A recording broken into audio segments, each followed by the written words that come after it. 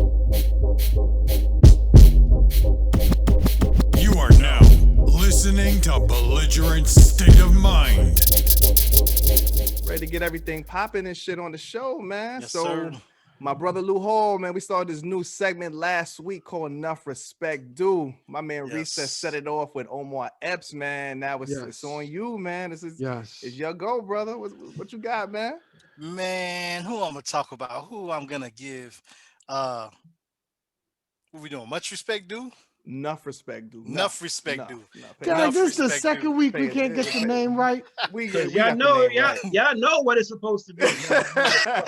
you was outvoted. You was outvoted, Press. Y'all some you was outvoted, man. You know how we do. Exactly. That should just be rolling out your mouth. Look at that. Go ahead, Lou Hall. Definitely want to give that enough respect due to this gentleman, this person who has done so much for the movie industry. You know what I'm saying? So the person I'm talking about is, you've seen him, you know what I'm saying, on the at the Knicks game, you know what I'm saying, some center court seats, you know what I'm saying. You've seen him get up during those Knicks games and cheer him on. He's had so many different movies that has empowered so many people. I'm talking about my man, none other than my man Spike Lee. Yes, sir. You know what I'm saying? Yes, indeed. Starting off with Spike, man, he was born on March 20th of 1957 in Atlanta, Georgia. You know what I'm saying? Okay. And then from Atlanta, he moved to Brooklyn. So when I was watching something that we're going to discuss a little bit earlier, come to find out, Spike actually lived, since we're also talking about Biggie, Spike also lived in the same, I want to say either this the same area. I know y'all are familiar with how everything is situated, but you have the hills, and then you have Whoa. You mean the hills? You mean Clinton Hill? Oh, yeah. Clinton Hills. But see, just like they said, and you know, when I was watching, Bed-Stuy, you know what I'm saying, it was either Bed-Stuy or the hills. And when you're right there on the borderline of between the hills and, you know, Hills. Bed-Stuy. Sound right. Down south people and shit. See, I'm not from New York, man. Stay away I'm from not from geography, New York, man. man. Stay away from Yo. geography. Continue. But man. anyways, Whose man is this, yo? I'm saying Clinton Hills. I'm not from New York, man. No S. I'm not from Brooklyn. Singular. Hill. Oh, Clinton Clinton Hill. Hill. Okay, from Clinton Clinton Hill. Oh Yeah. my You know what I'm God. saying? So when you're on that borderline, you know, sometimes some people, you know, you can say that you from Bed-Stuy. It was more, according to what I saw, it was better to say you from the Stuy. You know what I'm saying? You from, Okay. you know. All right. All right. Yeah, Now, there we right. go. Move on, Thank nigga. you. Move on. Yeah. Move on. You see when you have people that You try to watch- clean it up and shit. Thank you. Move on. But this man, Spike Lee, oh my gosh, let me tell you. So he graduated from Morehouse, you know what I'm saying, Morehouse, with a BA in mass communication, which is also a HBCU. Now you're gonna see where I'm gonna go with this after in a second. So then turned around, took classes at Clark Atlanta University in HBCU.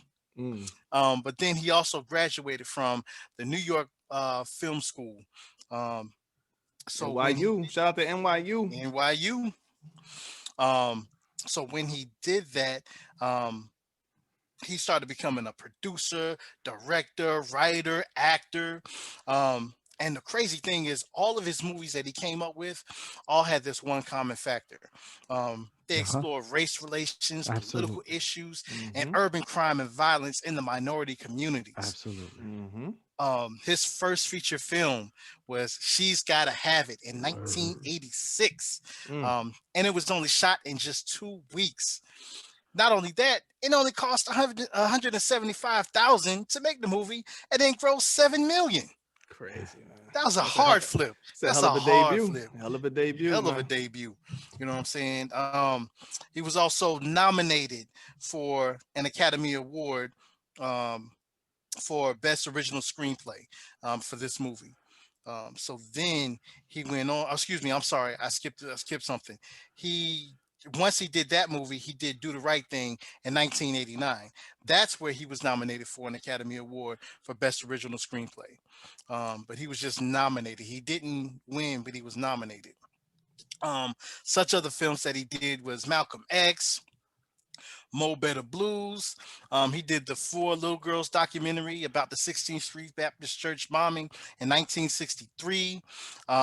He also did Inside Man, and that was with Denzel Washington. Oh. So he did a movie with Malcolm X with Denzel Washington, also acted in it. Then he turned around, did the movie Inside Man, again with Denzel Washington, also with Jodie Foster. So that was two big names at the time, and still big names. This man has done commercials and then turned around. Finally, they gave him something that Ben should have gave him for these movies. What they gave him?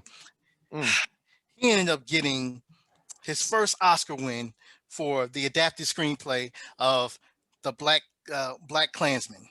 No doubt. And how long? And what year? Long overdue. What year was that? Come on now.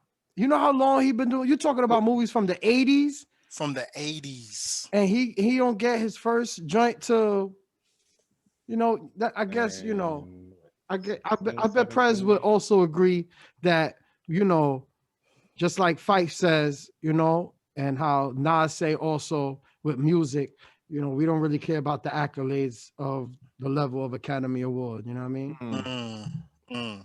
Well, I never let a statue tell me how nice I am. Well, everybody know, at least, I mean, you can go back to Do the Right Thing, but Malcolm X, there is no reason Malcolm X didn't win anything. Absolutely. There's no reason for that shit. They should have won Best Picture. Denzel should have won Best Actor. They definitely got screwed all the way back. But you already know why. Of course. You already know why. Yeah. Definitely long overdue, man. Absolutely. Man, y'all tell me some of the movies, that y'all watched that, stuck out with you as far as what, it's in his writing, his acting. Actually, one of my favorite Spike Lee movies, a lot of people don't talk about it. It's one of my favorite movies ever, period. Just in general, was Bamboozle. Love Bamboozle, man. One of my favorite movies ever. I saw that shit I saw that by myself in the movie theater. I remember when it came out, I wanted to see it. And y'all saw it, right? Saw Bamboozle, right? Oh yeah. So the end of the movie where the montage comes up where they show all the black stereotypes and stuff throughout the history. I cried. I sat there and I cried because I didn't cry because of the imagery. I cried because I didn't know that stuff. And I was like, that shit really hit me. I was like, oh my God. Like I felt so bad that I didn't know any of those things. Well, I didn't know majority of them. So from that moment on, I don't know if you say it was woke or whatever you want to call it, but I think the day after that, I was just on it. I was on it the day after that. And like that movie sparked that shit. So I always said if I ever meet Spike Lee, I would let him know that. Like that movie sparked everything in me just to look at my history and like I was on it. I was literally on it, looking up everything. With all the different minstrel shows and minstrel shows. Not just Black history, just everything. Just stuff that I felt that I didn't know. And I felt ashamed that I didn't know that stuff. Or I didn't pursue looking at other than like school, other than having to do a work for school, but just looking it up on my own. So yeah, I definitely thank Spike Lee for that one. So like I said, Bamboozle is my shit though. Absolutely. Oh, yeah. Big up Michael Rappaport, Damon Wayans, 100%. And Savion Glover. Savion Glover, yeah, he did his thing. You know they Davidson. Had to put him. And that was 2000, so you know Savion was on top of his game. 100%. Oh yeah, Tommy Davidson killed it. Jada Pinkett killed it. Everybody, they all killed it. They all killed it, man. That shit was crazy. I like Crooklyn, yo. Crooklyn was a movie. That's my shit. Yeah. He did Spike did like I guess you call it like a period piece. You know what I mean? Took it back to like the 70s. you know, I was definitely feeling it. I was feeling all nostalgic and shit when I saw that. You know what I mean? So it's been a while since I seen it, but I definitely remember that shit put me in a nice space, you know. Word. No doubt. Yeah, my joint Prez has got to be Clockers. Clockers. Was good too. I love Clockers, yo. Clockers is crazy, man. That was Harvey Keitel, right? Yes, it was. It was. Mekhi Phifer. Mekhi Phifer's very first role, very first movie. I don't think he was even an actor. I think he came with somebody on an audition. He wasn't even supposed to be in the movie and shit. And he got the fucking starring role, man. Never acted or nothing, man. That shit is crazy.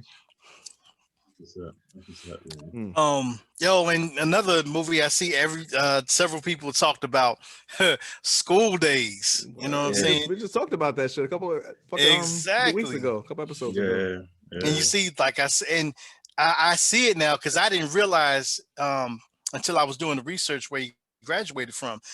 These were HBCUs, and we just talked about how, you know, the imagery as far as like in School Days, with dealing with like the HBCUs and the sorority and fraternities.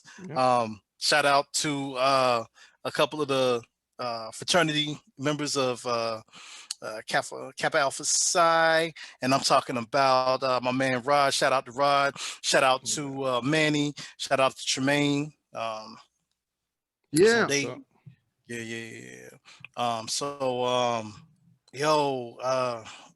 Ain't nothing more that I can say about Spike Lee, man. He's just continued to doing his thing. Can't wait to. Recently, he just came out with a Netflix movie. What was that? The Five. Don't say the Five Bloods. The Five Bloods. Yeah, the Five. Yeah, the Five Bloods. Yeah. Five Bloods. Yeah. They're not really talking about the Five Bloods the way we're not going to talk about Chirac. You didn't like the Five Bloods, bro? Five Bloods was cool. I didn't watch the whole movie. I saw majority. It was cool. Yeah, it was cool. Chirac is another story and shit. Bro. Yeah, we not gonna talk about Chirac. You know what I'm saying? Five Bloods was cool though. Five Bloods was cool. Nobody is perfect. I'll just say that. You know what I'm saying? But because we're giving thanks to this guy. 100%. Absolutely. Damn, it's just so much. You ain't even talking about Girl 6 and she hate me. Man. Come on, man. She hate me. Wasn't that he got game? Who ain't saying he got game? Oh, come on, man. Jesus Shuttlesworth. Yo, you see, Prez. I really thought you was gonna say something because you said Crooklyn. I said Clockers. Yo, I thought you was gonna say he got game too, Prez. Yeah, I forgot about that one. Oh man, I could have got on that. Classic. I forgot about it's definitely a good pick, Luo. You definitely stole my pick. I was definitely I told you that in the chat. I was like, you bastard. Yeah, I swear. The very first time we mentioned this segment, I said, "Oh, I'm doing Spike Lee and shit." Yo, here this nigga guy go. Yeah. But it's all good, man. Great minds think alike, man. Absolutely.